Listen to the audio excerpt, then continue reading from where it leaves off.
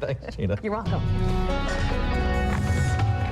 Well, the bright lights, the glittery costumes, the roar from the audience, it's just the average life of a showgirl. Yeah, in fact, the second annual Las Vegas Showgirl Art Competition exhibition is now on display at the Nevada State Museum. Former showgirl Lou Ann Chesick founded the competition as a way to preserve and commemorate the world of the showgirl and the elaborate costume productions. You can see much more from this exhibit on our website, lasvegasnow.com. They put Cher to shame, don't they? One of the longest running shows featuring showgirls is Jubilee, and the I-Team's Jonathan Humbert got to go backstage. And I guess a lot of people have a misconception. It's just, oh, long legs and eyelashes, you know? Well, it's a lot more than that for sure, and that's certainly something that we found out. Now, some may wonder what's made this show so successful over the years, and it's been called kitschy, dated, and even campy, but it's also been called timeless and a classic. But staying power has been Jubilee's legacy. Well past 16,000 shows at this point. We went inside Bally's to get a sense of what life was like both today and in days gone by.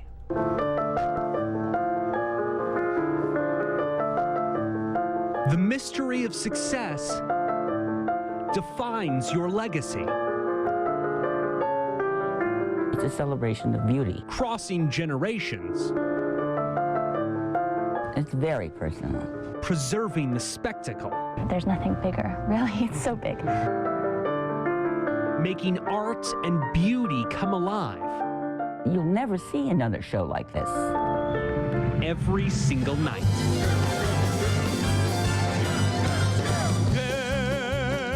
This is the world of Jubilee, and its matron, historian, and leader is Fluff Laco. This is her world. Some people might think it's hokey or whatever. I don't care. It's classic, and it's beautiful. Fluff grew up on the stages of Paris, matured during dances of World War II, until she settled in Las Vegas in 1963. Jubilee has been her home since the day it opened in 1981. All the boys, all the girls, all the singers, all the showgirls, all the principals, everybody I used to teach. Seen through the eyes of two of her dancers, Laura Priester. Now it's vintage and classic and historical. And Katie Currow. I like the Fred and Ginger. I like the costumes. Pull it in, lift it up. It's a chance to wear designs from legend Bob Mackie. It's got an open back and it's got feathers, just big long feathers. And a chance to wear Swarovski crystals passed from one generation to the next. Because it's just right. It doesn't need anything else. It's great just the way it is. And the show, like its leader, it's so cool to have her here. Carry the air of mystery and possibility. That enticement, that suggestion, that hint of what might be there.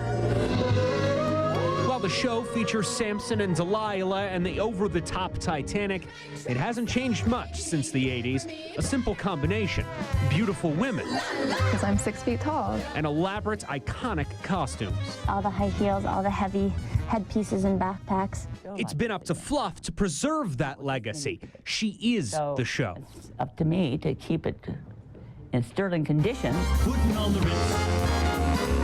Every once in a while, someone comes along and wants to get rid of Gershwin or update the outfits. At 85, Fluff stands her ground and says no way. I got in a lot of trouble several times because I spoke my mind. It's the laughter of knowing what's right and what works, making a connection to the audience. I'm dancing at the edge of the stage and they're looking up. And yeah, and you see everyone's face out there. Getting the ovations. A lot of people hate their jobs. No one gets clapping at the end of their workday, and we do, and that makes it really special. Becoming a living artifact, tying them all to the Vegas of old, crafting the air of mystery on the stage. And if you want to watch me, maybe you'll discover the mystery. But the mystery is only that I am a woman. A show that will go on as long as history will allow. Now, Jubilee recently started a new fully clothed performance. Normally, a lot of the show is topless, adding a little bit of Vegas-style theatrics to all of that. So now younger audiences can go see the costumes, see that artistry.